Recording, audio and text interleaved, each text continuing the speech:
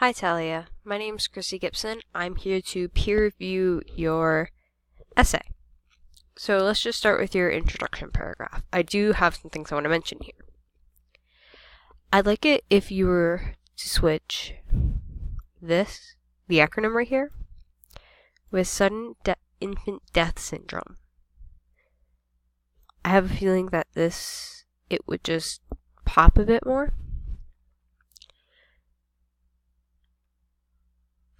And you mentioned age twice. You talk about the age less than a year old, and then you talk about it again down here. Maybe don't use the acronym right here. Use something about, probably use this. This can also be referred to as crib death, to the infants usually passing in their cribs. That just makes more sense. Sorry if I've lost a couple letters, I'm a bit sick today.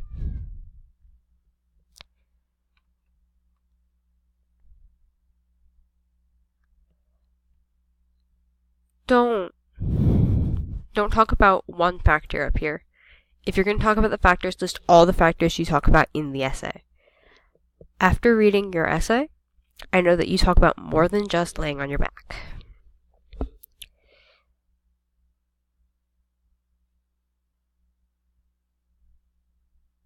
And here you mention kind of conflicting statistics, as in 2010, it's 2000, here it's 2300. I would just stick with the fact of 2300 babies die, estimated on that, rather than this. And right down here, you start immediately vilifying people, which is another theme that pops up throughout your essay. Why aren't all parents making them? You can edit there and just drop this right here, because it makes it seem like they're voluntarily not trying to protect their children. Or if you are going to put that in there, you need to address later in the essay the opposing point of maybe they don't know. Maybe they just don't know they can be doing more stuff. Here in your second paragraph, you start referring directly to your audience. Don't, please.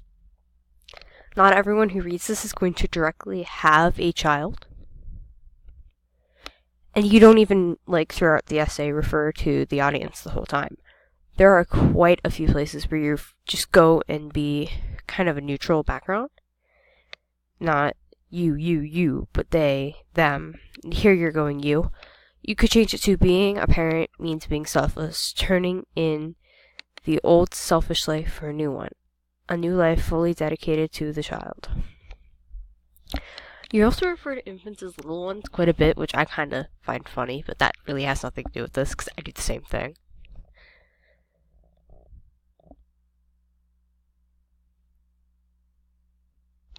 I like how you mentioned that infants rely 100% on parents, because that is really true.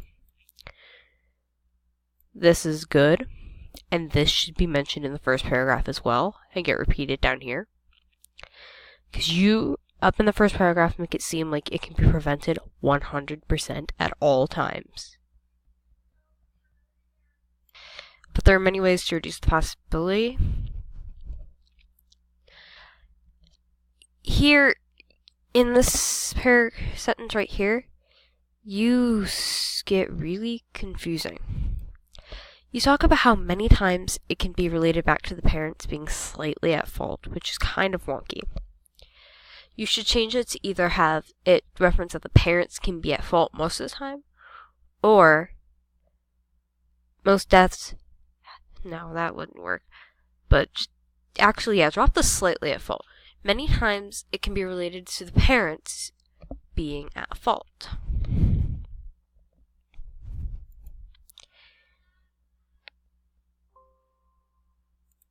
And here you're forgetting this sentence right here, and you forget it quite a bit throughout the essay. You're making it sound like it's 100% preventable, but it's not. So you need to keep that theme going throughout the entire essay. Here, what exactly do you mean most parents are too lazy? How do you know they're being lazy and don't have the time or the money to take informational classes? Alright? Whoa, what? No. No. Don't do that. I'm sorry, I don't know what happened there. This is a bit weird, this part right here. Because you mentioned being prevention twice. I like how it's and then you mention and what they could do to prevent it. And then you talk about that here, so I would just delete this, maybe. So, yeah, you're saying this one thing a bit too much, so I would delete more parents need to take necessary precautions to prevent SI, sudden infant death syndrome.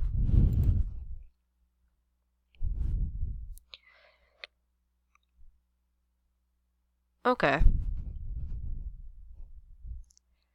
So,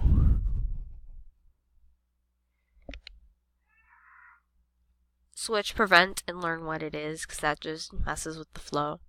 You can't learn how to prevent something until you learn what something is.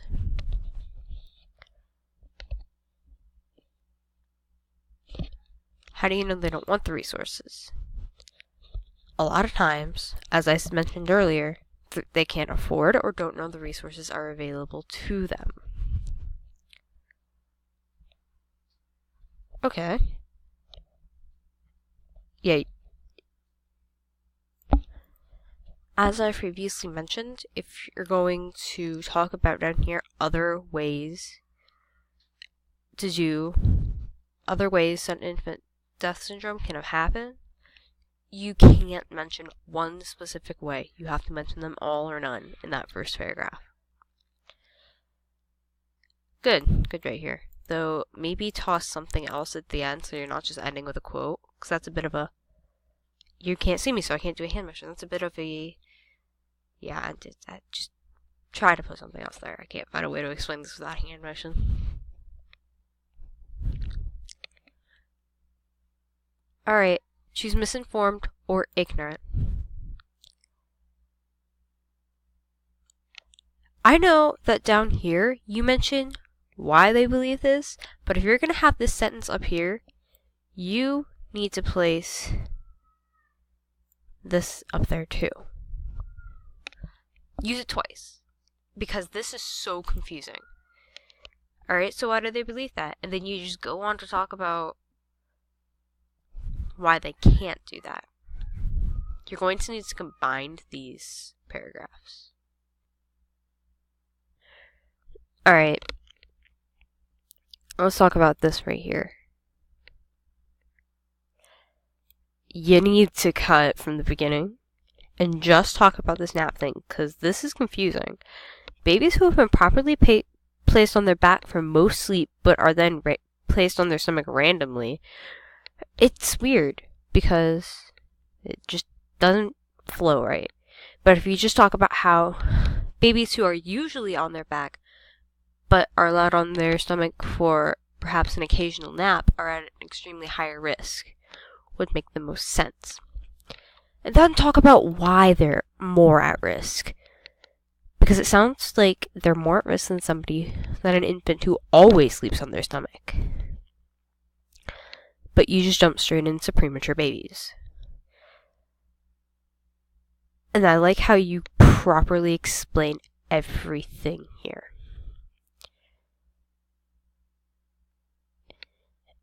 And then you go somewhere else. It's very important to know the truth and the facts about sudden infant death syndrome. So yeah, that's good, but this goes off topic a bit. Here. If you're going to mention babies sleeping on their stomach up earlier, you need to tell us why they believe that. And this is a long quote. It's... How many lines is this? I'm not going to count that. 1, 2, 3, 5-ish. I'd paraphrase a bit.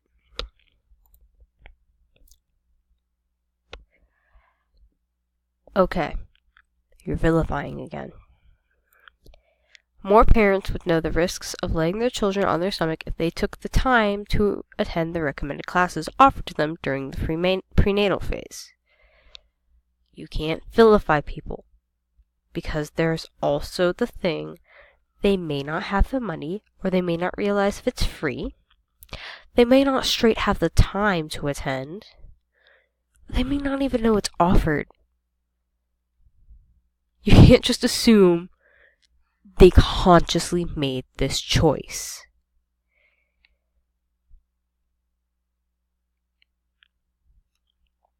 Okay. And then you talk all about how it's the parents' fault, and down here, you're talking about how it happens at daycares and other child providers. That takes away from your point, so no, you don't have your point across. You're deliberately going against it. But you need to talk about this. This is really important.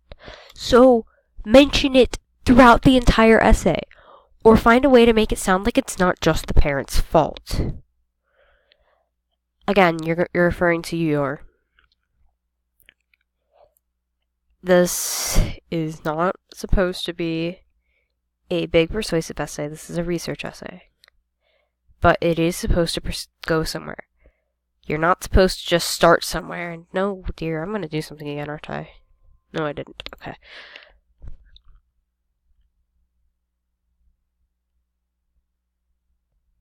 Okay.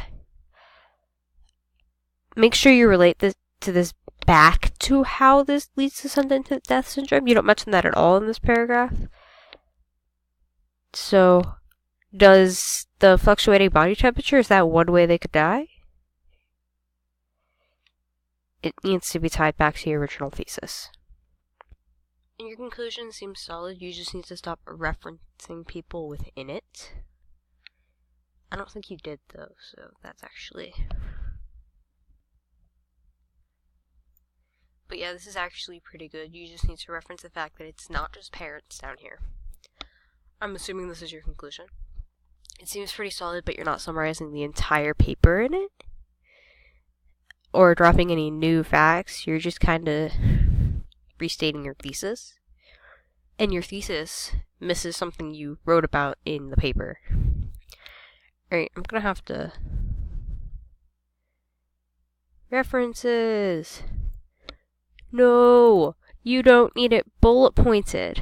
So... Okay, here's what we need to do. Okay. We need to take this off. And then pull this over an inch, I believe? No, it's gotta be half an inch. An inch is so far. Look up what the actual thing is and pull this back over to where it was. Because that's how you properly have a citation page. You don't do the bullet pointed thing. And make sure you have this double spaced. Where's that? Right here. Double spaced. Then make sure it's alphabetized. Seems to be. This is the only thing I think that isn't, that's in the wrong place. So yeah. Alright. I have a minute to give you 150 words. I'm not sure I can do that. Okay. Basically, just gonna give you some highlights here. Stop vilifying your audience. Broaden your audience to child supporters, like daycares. Make sure everything can be tied back to your thesis. And don't forget that this is research as much as it happens to be a persuasive essay. Also,